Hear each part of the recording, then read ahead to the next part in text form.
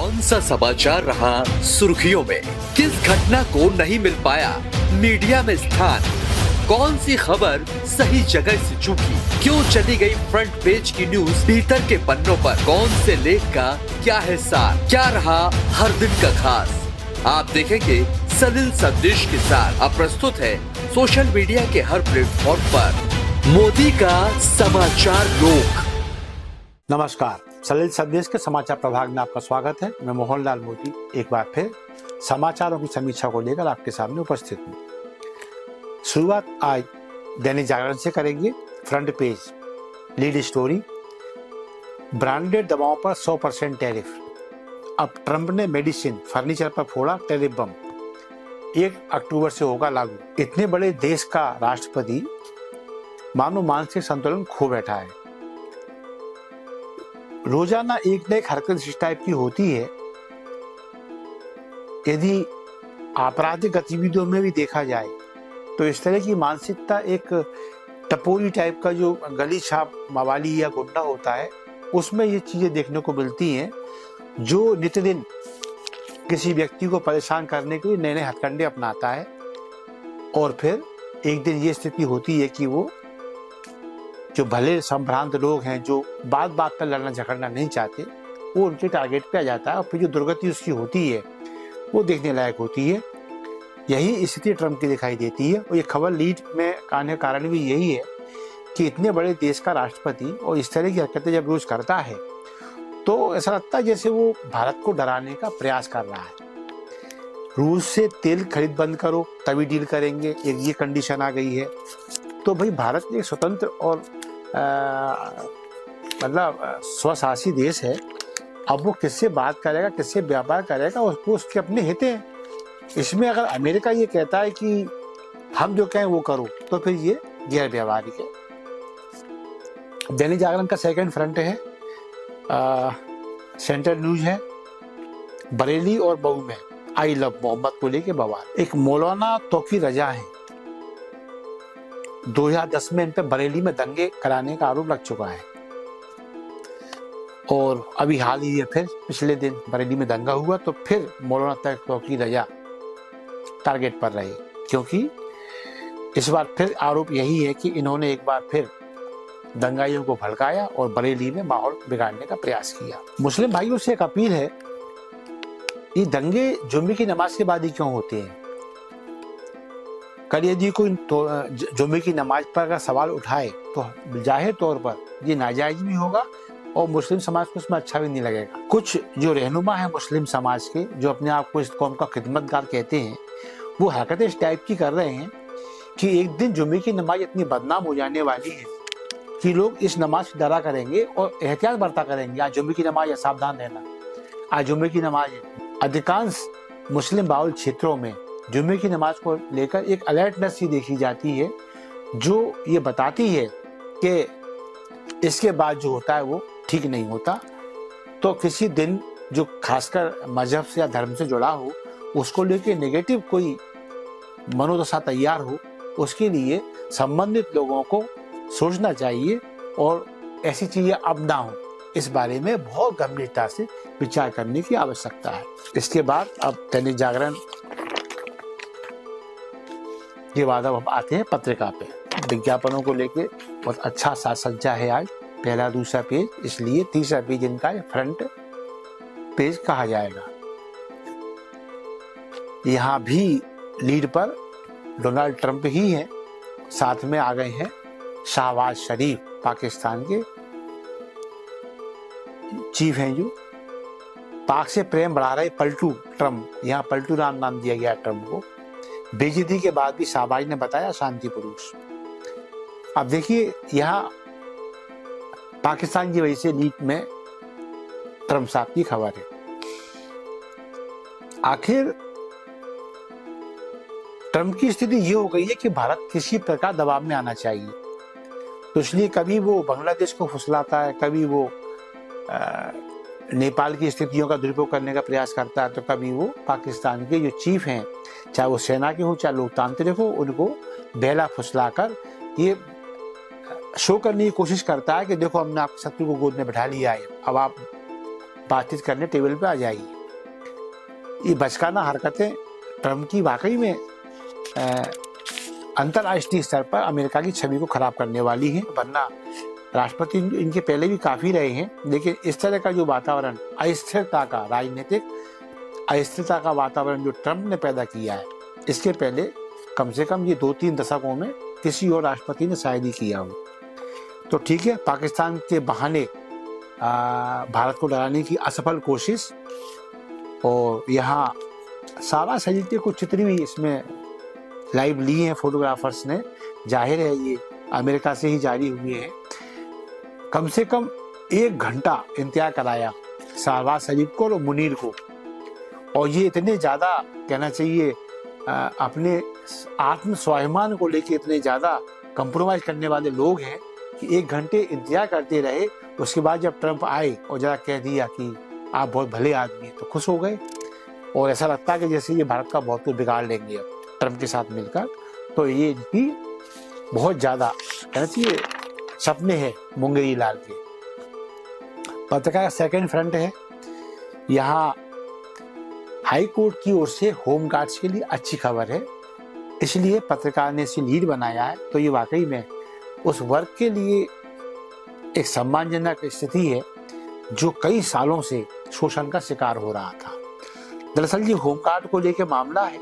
Home guard के लोग कई सालों से, लगभग 17 सालों से तो वो अदालत में फाइट कर रहे थे, और इसके पहले से शायद ये 62-63 के बाद का मामला होगा। आपातकालीन स्थितियों में फाइट करने के लिए होमगार्ड को एक एनजीओ के रूप में आजमाया गया था, और बाद में जब इनकी समय समय पर सेवाएं आवश्यक होने लगी तो फिर ये होमगार्ड एक स्थायी कारिंदा बन गया। लेकिन दिक्कत इसमें ये थी कि होमगार्ड्स को हर साल 2-3 महीने का ब्रेक दिया जा रहा था, इसे शायद कॉल ऑफ कहते हैं।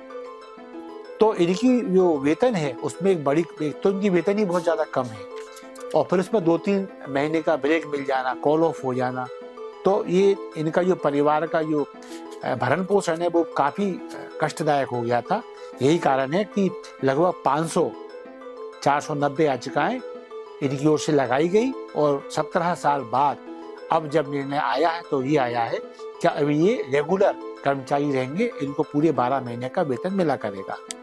यह एक बड़ा पेचीदा मामला, पेचीदा नहीं कहूँगा इसको, कहना चाहिए ना जिसकी कोई तुलना ना हो, वो ये है कि जो होमगार्ड्स के जो अधिकारी हैं और थोड़े से उनके जो आसपास के कर्मचारी जो उनकी मान मनोबल करते रहते हैं, वो इसमें विभाग में स्थायी बने हुए हैं, इनकी कोई कटौती नहीं होती। और बेचारे जो मैदानी अमले के लोग हैं उनकी 2-3 महीने की कटौती हर साल हो जाती है। तो ये नौकरशाही ब्यूरोक्रेट्स में जिस तरह का भेदभाव देखने को मिलता है जनता के प्रति, तो ये गैर संवेदनशील होते ही हैं। लेकिन जब अपने ही विभाग के लोगों के साथ इनकी संवेदनाएं मर जाएं तो फिर बड़ा विरल मामला ही कहा जाएगा मानवीयता को लेकर। तो चलिए पत्रकार के अब लास्ट पेज पर आते हैं। मार्मिक खबर है और सामाजिक संवेदना मर रही है, इसका ये नमूना है। 80 वर्षीय पिता की अर्जी पर 61 वर्षीय बेटे को दुकान से, मकान से बेदखल कर दिया गया। ये दोनों चीजें देखिए आप, 80 साल का पिता है, 61 साल का बेटा है, दोनों सीनियर सिटीजन है। मिसअंडरस्टैंडिंग इतनी ज्यादा है कि पहले इस बेटे ने माता पिता को घर से निकाला और वहां अपनी दुकान जमा ली। माता पिता निराश होकर यूपी चले गए, मूलतः यूपी के रहने वाले होंगे, मामला मुंबई का है। तो जब वो स्ट्रगल से के बाद भी ये अपनी जीवन याचन या ठीक से ना कर पाए, ये बुजुर्ग दंपत्ति, तो इन्होंने सहारा अदालत का लिया। और जब अब अदालत ने ये फैसला सुनाया है कि जो बेटा माता पिता की सेवा ना कर सके, उनकी देखभाल ना कर सके, उसे उनकी संपत्ति पर हक जताने का और कब्जा करने का कोई अधिकार नहीं। लिहाजा अब उस बेटे को बेदखल कर दिया गया संपत्ति से। जाहिर है अब बुजुर्ग माता पिता को वो संपत्ति मिल पाएगी जिसमें वो अपना ठीक से गुजर बसर कर पाएंगे। लेकिन ये बड़ा निगेटिव पहलू है कि जो माता पिता अपना सब कुछ बेच कर दांव पे लगाकर बच्चों को पाल पोस के बड़ा करते हैं, लेकिन जब बाल बच्चे बड़े हो जाते हैं तो उनसे माता पिता संभाले नहीं जाते और उस पर तुर्रा ये कि उनकी संपत्ति पर बलात् कब्जा कर लेते हैं। शायद इसलिए कि बुजुर्ग माता पिता कुछ कर भी नहीं पाते और बच्चों का अनिष्ट करना माता पिता के स्वभाव में शामिल नहीं होता। उसका नाजायज फायदा यदि संतान उठाती है तो फिर शायद ईश्वर भी क्षमा नहीं कर पाएगा। दुर्गति होती है ऐसे पुत्रों की भी, क्योंकि संतान तो भगवान ने उनको भी दिए। दैनिक भास्कर सेकेंड लीड है फ्रंट की। यहाँ विजय शाह को लीड बनाया गया है। प्रसंग है कैलाश विजयवर्गीय की जो टिप्पणी उन्होंने राहुल गांधी प्रियंका को लेकर की थी। अब यहाँ देखिए क्या है, बद अच्छा बदनाम हो रहा। विजय शाह पहले हमारी जो वीरांगना है सोफिया मैडम, उनको लेके उनके मुंह से बिगड़े बोल निकल गए थे, तो अब ये बदनाम हो गए बुरा बोलने के लिए। इसलिए जब भी ये बोलते हैं तो कैमरे इन पर फोकस हो जाते हैं और इन्हें नेगेटिव रूप से प्रस्तुत किए जाने की परंपरा अब मीडिया में चल पड़ी है। जाहिर है कैलाश विजयवर्गीय ने कहा था कि उन्होंने एक राहुल गांधी द्वारा अपनी बहन, सगी बहन प्रियंका गांधी का सार्वजनिक स्थल पर जो चुम्बन लिए जाने का जिक्र किया था, उसको लेके अब विजय शाह का बयान आया है। अब उन्होंने एक विधायक वहां पर मंच पर थी कंचन तन्वी, उनको लेके विजय शाह ने बिल्कुल इशारा करते कहा कि अब ये कंचन तन्वी है, ये विधायक तो है ही, मेरी सगी बहन भी है, तो इसका मतलब थोड़ी है मैं चौराहे पर इनका चुम्बन लेने लगूं। देखो, भारतीय संस्कारों की बात करें तो विजय शाह ने बात गलत नहीं करी। आखिर हमारी बहन है तो हमारा संस्कार और हमारा व्यवहार बहन को लेकर बड़ा आदर्श होता है, बड़ा मर्यादाशील व्यवहार होता है हमारा बहन के साथ। और जब बहन युवा हो तो हम उनका माथा सूंघते हैं, बड़े भाई होने के नाते उनको दुआएं देते हैं, आशीर्वाद देते हैं, एक अलग वो होता है। और कैलाश विजयवर्गीय ने भी यही कहा है कि हमने बहन भाई की रिश्ते की पवित्रता पे क्वेश्चन मार्क नहीं लगाया है। दरअसल जो एग्जीबिशन हो रहा है सार्वजनिक स्थलों पर, हमने उस पर बात की है कि भाई ये क्या है। तो संस्कारों की बात जहां तक आएगी और लोक आचार की, आचार संहिता की जब बात आएगी तो ये चीजें बहुत मायने रखती हैं कि हम सार्वजनिक स्थलों पर किसके साथ कैसा व्यवहार करें।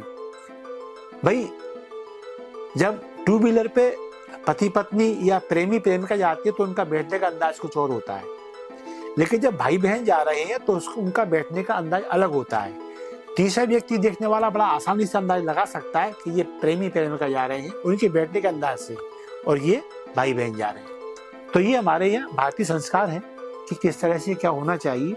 और जब हम इनके प्रति लापरवाहियां बरतते हैं और जानबूझ के गलत चीज को सही ठहराने का प्रयास करते हैं तो वो फिर गलत चीजें परंपराएं बन जाती है। उदाहरण के लिए एक फिल्म आई थी बॉबी, शायद 75 में आई होगी। कुछ सीन ऐसे थे जो अब आपत्तिजनक नहीं कहे जाते, उस पर कहे गए थे, यही हीरो की तौलिया खुल जाना या हीरोइन के कम कपड़े पहनना। अनेक ऐसी पिक्चरें आई जब इन दृश्यों को लेके शर्म आती थी भारतीय दर्शकों को, तो परिवार के साथ में ऐसे दृश्य नहीं देख सकते थे।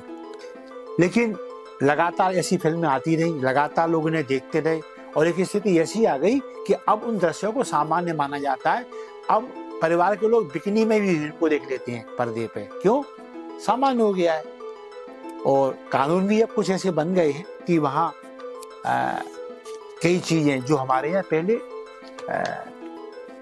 वर्जित थी, जिन्हें हम व्यभिचार कहते थे, जिन्हें मर्यादा का उल्लंघन कहते थे, अब वो हमारे यहाँ कानूनी रूप से सही साबित हो गई हैं, जिनमें लिव इन भी एक है। या फिर मैं चाहे ये पहनूं, मैं चाहे वो पहनूं, मेरी मर्जी। और इस तरह चीजें जो आ गई हैं उससे अब गलत चीजों को अब प्रामाणिकता मिल गई है कि वो सही है, कानूनी रूप से भी सही है। तो वो इसलिए है कि जो संभ्रांत वर्ग था, जो जिम्मेदार लोग थे, वो गलत चीजों को लेकर मुंह में दही जमाकर बैठे रहे। भोपाल का फ्रंट पेज कहता है 45 घंटे नॉन स्टॉप काम किया, कई अफसर रात को सोई नहीं, तब पकड़ पाए आईजी के फोन लुटेरे। ये मामला चारेमिली का है। काफी थूथू हो रही थी पुलिस विभाग की। 2 लुटेरे आए और जो आईजी इंटेलिजेंस हैं उनका मोबाइल छीन के भाग गए। और जब थूथू हुई तो सैकड़ों सीसीटीवी कैमरे के फुटेज तलाशे गए, खंगाले गए, तब कहीं जाके ये लुटेरे अब पकड़ में आ गए हैं, अब पुलिस अपनी पीठ थपथपा सकती है कि हाँ हम लोगों को पकड़ लेते हैं। लेकिन हाँ ये बात सत्य सिद्ध होती है, पुलिस यदि ठान ले तो कुछ भी कर सकती है, और पुलिस के होते हुए यदि अपराध हो रहे हैं तो इसका मतलब यही है कि पुलिस रोकना नहीं चाहती। ये इस घटना से साबित होता है। भारत पाक फाइनल को लेकर शहर में सुरक्षा कड़ी, 1500 जवान रखेंगे नजर। ये भोपाल को लीजिए खबर कोई खास दिखाई नहीं देती, लेकिन इसके मायने बड़े गंभीर हैं। भारत पाक फाइनल हो रहा है कहीं और हम भारतीय हैं, तो इसको लेके तनाव भोपाल में क्यों होना चाहिए? लेकिन हो सकता है, ऐसा अंदेशा है, 1500 जवान लगाए रखेंगे। इसका मतलब फिर अभी मैं जो जुम्मे की नमाज की बात कर रहा था कि हम जब ऐसी धारणाएं बन रही हैं तो हम इनको लेके जागरूक क्यों नहीं है? आखिर क्यों जब भारत पाक वहां लड़ते हैं खेल के मैदान में तो टेंशन भोपाल में क्रिएट क्यों होता है? भाई भारत जीत जाएगा तो पटाखे चला लो, और नहीं जीतेगा तो कुछ मत चलाओ। हाँ, लेकिन जब भारत हारे और फिर पटाखे चले तो ये आपत्तिजनक है। और भारत में कई बार देखने को ऐसा मिला है। तो कुल मिला के ये जो संवेदनशील इलाके हैं, ये भी कौन से होते हैं सब जानते हैं, इनको बोलने की आवश्यकता नहीं है, जहाँ पे बहुत फोकस रखना पड़ेगा पुलिस को। तो इस तरह के जो एलिमेंट्स हैं वो एक मजहब का चेहरा तो नहीं हो सकते, लेकिन वो चेहरा बन रहे हैं। इसको लेके एक संप्रदाय को, एक मजहब के लोगों को जागरूक होने की आवश्यकता है कि ये भारत पाक सामने होते हैं तो टेंशन भोपाल के कुछ चुनिंदा इलाकों में क्यों होना चाहिए? भाई भारत जीता तो ठीक, और नहीं जीता तो कोई दिक्कत नहीं है। तो कुल मिला के ये खबरें बहुत गंभीर हैं। इनको लेके जो संभ्रांत लोग हैं, जो गंगा जमुनी तहजीब की बातें करते हैं, उनको बहुत सावधान और बहुत जागरूक रहने की आवश्यकता है, वरना ये चीजें आगे बढ़ती है। फिर कहते हैं ना कि आप जब किसी चीज को चुप हो जाते हैं तो उसको मौन समर्थन मिलता है आपका, फिर वो चीजें बढ़ती हैं, बाद में परेशानी सबब बनती हैं। उसके बाद में फिर अनर्गल प्रलाप टेलीविजनों पर, तो ये कोई हल नहीं है समस्याओं का। भास्कर के बाद अब आते हैं नवभारत पे। महिलाएं बनेंगी आत्मनिर्भर, ये नवभारत की लीड खबर है, स्टोरी है, प्रधानमंत्री नरेंद्र मोदी को लेकर है। 75 लाख महिलाओं के बैंक खाते में 10,000 की पहली किस्त, बहुत बड़ी राशि है। बिहार में एक योजना महिलाओं को लेकर लॉन्च की गई है, 10,000 की राशि दे दी गई है। अब स्टडी होगी 10,000 का उपयोग कैसे हुआ, किस धंधे में पैसा लगाया गया, क्या धंधा सफल रहा, का महिला और अधिक पैसे के माध्यम से इस धंधे रोजगार को बढ़ाना चाहती है। 2 लाख तक की और मदद इन महिलाओं को मिलेगी। तो एक बड़ा कदम है बिहार के चुनाव के मद्देनजर। तो और ऐसा मान सकते हैं कि ट्रम्प कार्ड चल दिया है एनडीए ने बिहार के लिए, तो इसलिए लीड खबर है। इसके अलावा आम खबरें हैं। बस इसी के साथ सीमित समाचार पत्रों की समीक्षा पूर्णता को प्राप्त हुई। मैं मोहनलाल मोदी कितना छू पाया जन सरोकारों को, आपके लाइक, आपके कमेंट हमें इसका एहसास कराएंगे। आपको लगता है कि हम जन सरोकारों को छू पाए तो प्लीज कंटेंट को लाइक दें, वायरल करें, अपने कमेंट से हमें हमारे प्रयासों के प्रति अवगत कराएं। सले संदेश आपका अपना चैनल है, इसे सब्सक्राइब अवश्य करें। धन्यवाद। जय हिंद, जय भारत।